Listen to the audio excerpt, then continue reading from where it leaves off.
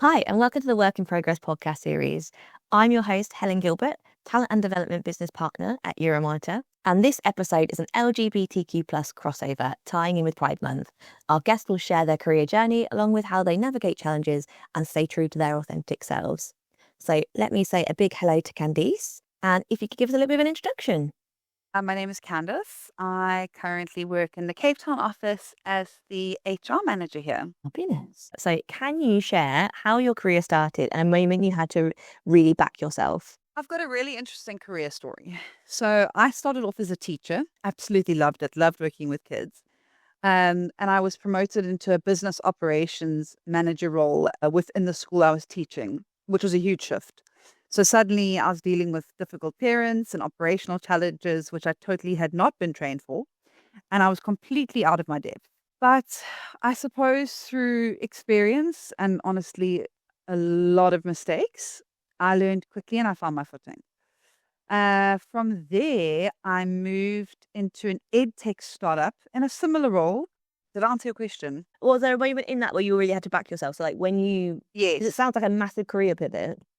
Yes. Okay. So the moment that I really had to back myself would be moving from teacher to operations manager, where you're moving from a class of 25 grade threes, so they're 9 years old, 8 turning 9 years old, to dealing with hundreds of parents, which are not the easiest. And I'm a parent now and I understand why. That was really difficult. I had no training. I'd only ever studied teaching and educational psychology. I was totally thrown into the deep end when I became the operations manager for the school. But it was the best thing that ever happened to me because I don't think you can ever be prepared for dealing with people and a lot of people at that. I see a lot of similarities here with my work here, with the staff here, and with where I first started being operations manager, because you're dealing with so many different people from different backgrounds, and I've used a lot of the tools that I built in all those mistakes that I made in the early years. And it's amazing to see how they've reflected now in who I am as a manager here. Has that answered your question, Helen? It has. Thank you very much. I Amazing. honestly have so much respect for you being a teacher because I think that's got to be one of the hardest jobs to ever do. I loved it so much because you just get so much from it, especially with younger kids. They're incredible. They make you see a world in a totally different light. They shape the way that you think about your life because everything is possible to them. And they're also just learning fear, which is interesting. So in the age group that I taught, they're only learning fear and existentialism essentially at that age. And to see them go from before fear, where they totally fear this and they can do everything, and then fear creeps in, and where it does keep you safe, it also can hold you back. So it really does shape the way that you think and how you think is who you are. The amount of patience you must have, though. Yes, it does take a lot of patience and a lot of breathing. So, following that, then, have your personal experience shaped how you show up as work or as a leader? I would say going from teaching into an operations manager, teaching, you've got to be very strict. You talk to people, you talk to children, and you've got to be quite explicit in the way that you talk to them. And you're almost bossy in a sense because you say, you cut like this, you do it like this, you spoon feed how you do it with them. And moving to working with adults, I think I started off like that, where I was quite taken aback that somebody would talk back to me, or somebody would have a different opinion, or somebody wouldn't want to do it in the way that I'd explained to them. And I was quite rigid and very black and white. And it stung me. I suppose I was seen in a very strict, authoritative, fearsome light. And only going through some very difficult moments in my career too did it soften me. And it was weird how that whole pivot happened. Maybe within 2 years of becoming operations manager and all those difficult things that I experienced in those 2 years, I became a lot more soft, a lot more empathetic as I was going through my own difficulties. They softened me into becoming the leader I am today, essentially. I think you don't realize how strong your upbringing or experience actually define you as a person. Like you say, it softens you as you've gone through them, but actually that's a good thing. You are the person you are today by going through those things. 100%. Everyone always asks me if I've got, that question that goes around the dinner table, do you have regrets? And I don't have any regrets because I love where I am today and the person that I am today. I fear that if I regret something, it means I regret the lesson. So I'd rather look at something as a lesson and not regret it than say, oh, I don't want to be where I am today, because I'm very proud and very happy where I am today. It's a brilliant way of looking at it. I love that. Like, there's no such thing as a wrong decision. It's just the lessons you learn from it all.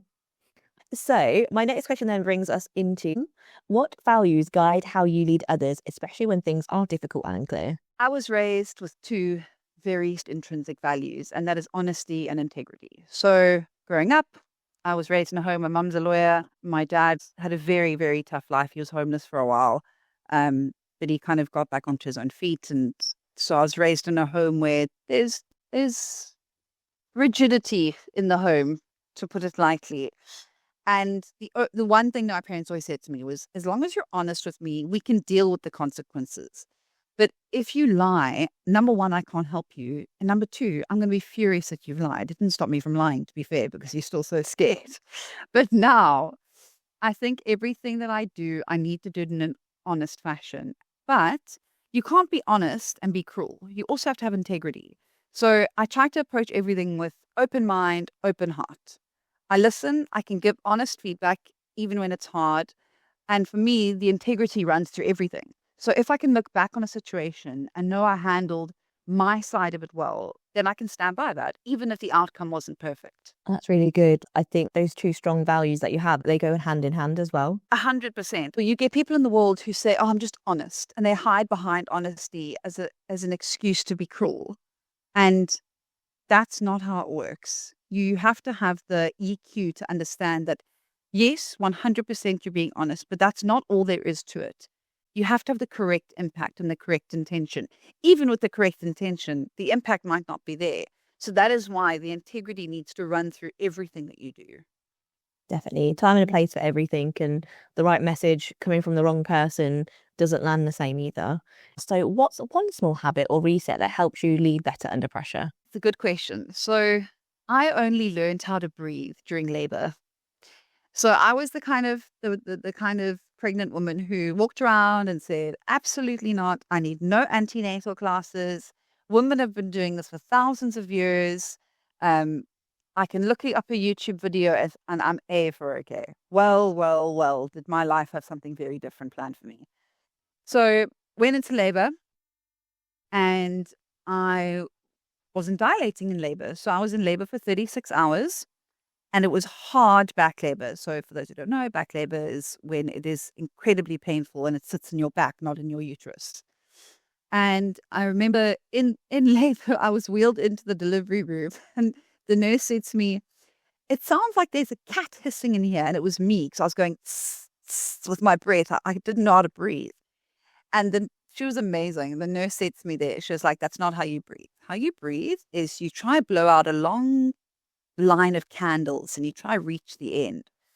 And I've carried that through everywhere. I think I use it every day, where you breathe in and you breathe out slowly but controlled. And it really just resets your vagus nerve, which sits over here. So you've got to breathe with your stomach and you've got to reset your vagus nerve. And that's what I do. If anyone wants any tips on how to breathe, I'm here. I love that. It's like a mindfulness tool though as well, isn't it? 100%. So even when it's that pause, it's almost learning how to pause. You pause, you breathe, and people in a meeting can see that I am clearly breathing to try and pause and not react. And it really works. It's totally physiological. All I can think of now is my breathing. I know. It's a thing where you're like, am I breathing correctly? Am I breathing through my stomach? Am I breathing through my chest? The real thing, guys. Breath work's a thing.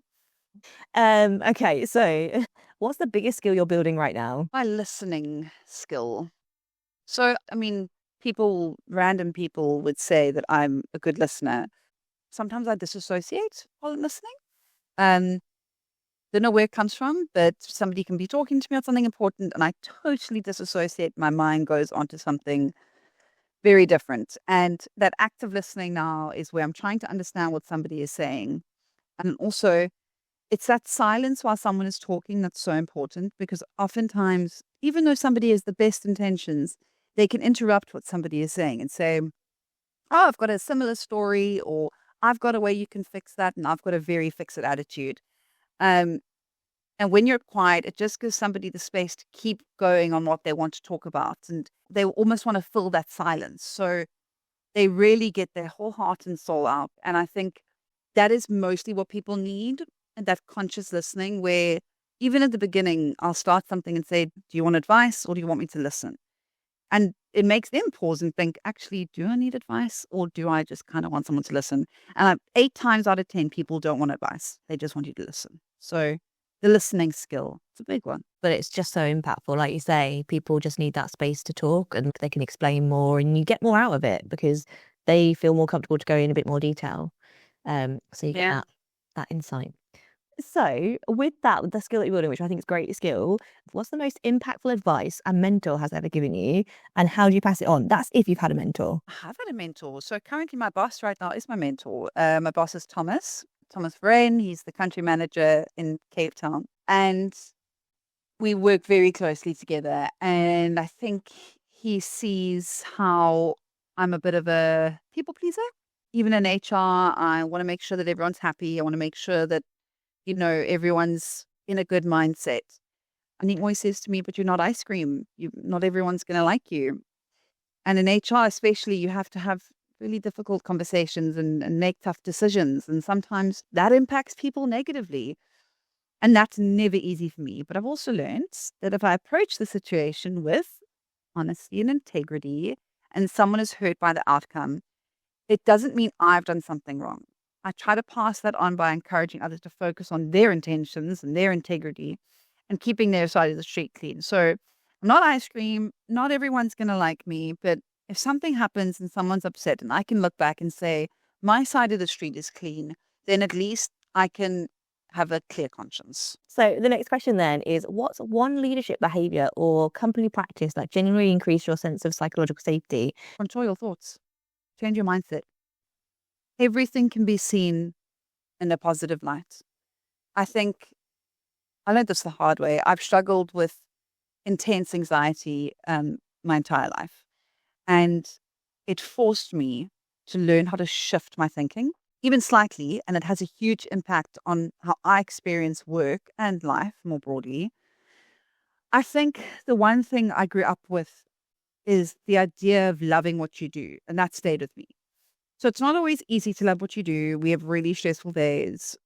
We have really stressful nights. We have sleepless nights. But you can choose how you feel. And I think it's a very difficult thing to learn is this mindfulness and catching negative thoughts. We can see if somebody's caught on a negative train, everything that happens to them, it's just something is wrong and something's not going right. And it's never I don't believe it's just life throwing bad things at you. We also need to use these as lessons. So how you shape your thoughts is how you shape yourself.